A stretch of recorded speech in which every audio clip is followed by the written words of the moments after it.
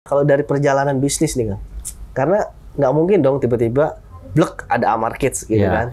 Nah perjalanan bisnisnya itu apakah langsung dari pas lulus kuliah itu langsung buka Amar Kids atau memang melanglang buana ke bisnis lain atau gimana tuh Kang? Iya tadi itu ya.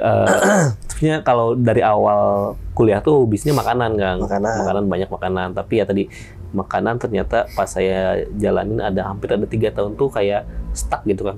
Dalam artian ya karena mungkin marketnya makanan tuh ya hanya sekitar ini aja gitu. Sekitar lokasi tempat kita jualan gitu. Dan dulu mah ya belum tahu ada online digital seperti inilah 2010 mungkin saya. Pertama bisnis 2010. Ya jualan makanan lama sampai 2003. Sebenarnya pas dulu pertama bisnis Amar Kids juga makanan itu masih jalan kan. Karena untuk cash flow kan untuk sehari-hari ada. Karena kan untuk fashion mah kadang nggak langsung tadi kan betul kalau nggak langsung naik kayak gimana gitu. Kita 2013, 2014 mungkin kita yang udah mulai rutin ada tiap hari penjualan. Dulu kan ya sehari ada jualan baju mah. Kadang seminggu nggak ada gitu kalau dulu pertama bikin bisnis baju mah gitu kan. Akhirnya 2014 lah kita mulai stabil ya itu saya juga harus milih ternyata gitu kan. Ini mungkin nyambung nanti ada cerita menarik tentang tentang arti fokus gitu kan. 2014 saya mau makanan aja atau baju ya. Udahlah siapa makanannya itu karena takut nggak fokus itu makanannya itu kayak nggak lanjut. Padahal itu masih ada menguntungkan tapi nggak lanjut. Saya milih inilah baju fashion karena tadi marketnya saya lihat potensinya banyak besar gitu karena bisa tadi kan seluruh Indonesia yang kita bahkan dunia mungkin kita bisa sejangkau kayak gitu. Nah kalau untuk pemilihan pakaian atau fashion ya daripada tadi makanan, kenapa harus kids? Kenapa nggak yang dewasa? Menarik sih ini. Sebenarnya kalau kids tuh pertama kalau dari segi kalau saya dari market karena market kids tuh tumbuh kan. Dalam artian kita juga banyak konsumen yang dari 1 tahun sampai dia 6 tahun tuh beli baju dengan gambar yang sama. Oh iya.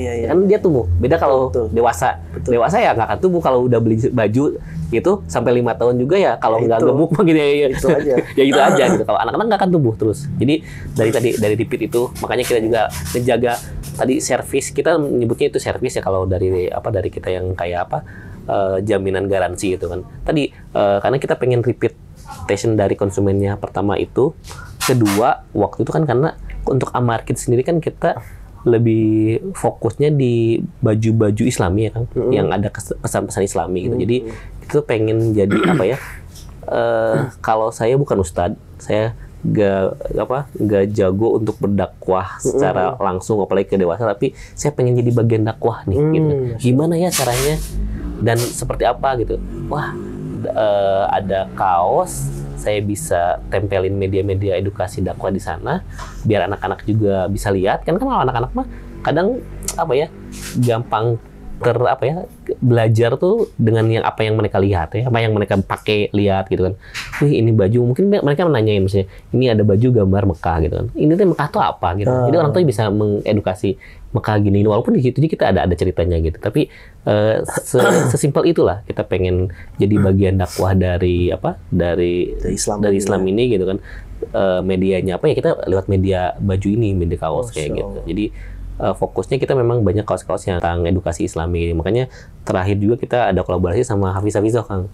Ada kan animasi Hafiz Hafizoh itu kan yang seperti ini ya. Atau ini ada baju-bajunya itu tadi karena visinya sama, kita pengen edukasi dan ya harapannya anak-anaknya jadi Hafiz Hafizoh kayak Masya Allah. Amin.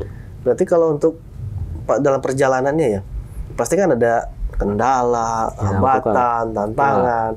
Ini sebenarnya nih Kang, pebisnis yang berhasil tuh bisa bukan menghindari ketiga ini, tapi melewatinya itu. Itu gimana tuh Kang? Ya itu balik ke mindset kan Kang itu. Mindset ya. Mindsetnya. Jadi udah sepaket lah Kang kayaknya kalau kita bisnis tuh kayak ya kita harus mindsetnya ya kayak rugi ketipu atau tadi kendala gitu itu udah jadi satu bagian gitu. Nggak bisa kalau kita kayak kita mau berenang nggak mau basah nggak mungkin gitu. Jadi kayak jadi kalau kita udah fokus ini kita mau terjun di bisnis lah ya itu tuh udah kayak jadi ya bagiannya gitu kan. Nggak bisa kamu bisnis nggak mau rugi, nggak mau ada kendala, nggak mau ditipu gitu kan. Kalau saya ada aja gitu mah gitu. Jadi mindsetnya ya itu udah satu bagian. Yang terpenting ya kan bukan gimana yang bisnis tuh, kalau saya tuh yang bangkrut, bukan bangkrut ya, bisnis yang gagal tuh yang berhenti gitu kan. Kalau kamu nggak berhenti terus gerak mah ya nggak akan, bukan gagal gitu, masih terus dicoba, masih bisa bertahan kayak gitu. Kalau saya kan wah banyak kan kalau kendala kan dari dulu kan yang paling banyak tuh kan terutama apalagi di segi, kalau saya kan banyaknya untuk produksi juga, bukan produksi sendiri tapi kerjasama dengan vendor-vendor kayak gitu kan, ya itu dari tantangan di produksi luar biasa kan gitu. Tapi itu caranya Kang Ferry menyikapi itu semua tuh seperti apa tuh Kang? Biar bisa melewati itu terus kemudian bisa market itu tetap ada gitu. Yang paling gampang sih muhasabah Kang, kalau saya. Muhasabah. Jadi kalau ada kayak misalnya kalau saya pribadi sih, kalau misalnya ada yang nipu atau ada yang misalnya saya kena ada masalah gitu ya, balik lagi, wah ini kayaknya kita sedekahnya nih kurang nih, gitu kan. Gitu. Atau wah ini ibadahnya nih kita kurang kenceng nih atau apanya, kayak gitu aja sih yang lebih gampang daripada kita ngeblaming gitu kan. Kalau ngeblaming tuh gak selesai dan malah jadi gendok di hati gitu, di hati di Sunda lagi di hati gitu. Jadi malah gendok kan, kalau kita ngeblaming tuh kan, blaming tuh paling gampang sebenarnya gitu. Tapi kan tadi gak selesai. Blaming tuh di hati kita. Ya kalau kita nanyain ke diri sendiri, ke hati sendiri gitu. Ngeblaming tuh kayak malah numpukin masalah, ngotorin hati gitu. Betul. Jadi kalau disapunya, dibersihinnya ya tadi muhasabah. Jadi ya semua yang terjadi ini, semua masalah, semua bencana, ya itu dari kita sendiri. Maksudnya kita ini yang asal muasalnya. Kalau itu kan kita nggak akan ngeblaming. Ngeblaming diri sendiri ada juga gitu kan, ya nggak mungkin juga kan, ya dari sendiri. Semua dari sendiri gitu. Kita yang bertanggung jawab dengan diri sendiri gitu. Wah ini kayaknya kurang, karena saya juga pernah Kang, kayak jadi dulu kan kalau saya kan alhamdulillah untuk tiap hari Jumat tuh rutin gitu kan. Waktu itu pernah lupa gitu kan. Tiba-tiba mobil kaca pecah Kang. Allahu Akbar. Gitu langsung ditegur lah, langsung ditegur gitu kan. Itu hari langsung kaca pecah gitu kan. Allahu Akbar. Untungnya tapi ada tas, tapi tasnya tuh nggak ada isinya gitu kan. Tasnya ke bawah tapi tasnya nggak ada isinya. Masya Allah, ini gara-gara lumayan lupa saya gitu kan. Allahu Akbar. Langsung kan gitu. Saya coba mau meminta motivasi bisnis nih Kang. Motivasi bisnis dari sisi horizontal ya, horizontal terkait dengan membangun bisnis seperti ini nih, passion anak-anak kecil gitu kan. Tips bisnis yang maksudnya dari motivasi strategis lah. Ya, kalau strategi sih yang tadi kalau saya tuh lebih ke apalagi sekarang produk itu tuh hanya alat kan. Jadi balik lagi untuk di bisnis tuh yang paling utamanya tuh ya fundamentalnya komunikasi sama silaturahim sama entah itu konsumennya. Apalagi kalau kita kemitraan kan dengan mitra-mitranya. Jadi yang saya lakukan tuh ya menservis mereka lah. Maksudnya memberi kemudahan tadi Kang.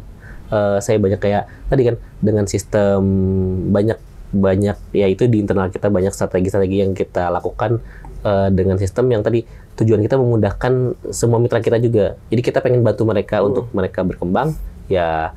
Alhamdulillah mereka juga bisa, kalau mereka berkembang kan baik lagi ke kita, belanja ada di kita gitu kan. Untuk dari segi strategis mah lebih seperti itu aja sih kan, servis sih kalau konsep kayak melayani kita kan. Kalau jangan sampai kita tuh pengen hanya dilayani gitu, tapi ya kita melayani lah, melayani mitra, konsumen, semua kita kasih mereka pelayanan yang terbaik lah. Ya insya Allah mereka juga baik. Bahkan di kita kan kalau ada yang nggak beli juga ya tetap kan, kadang ada beberapa yang kalau nggak beli itu jadi kalah aja, jadi kayak ketus atau gimana.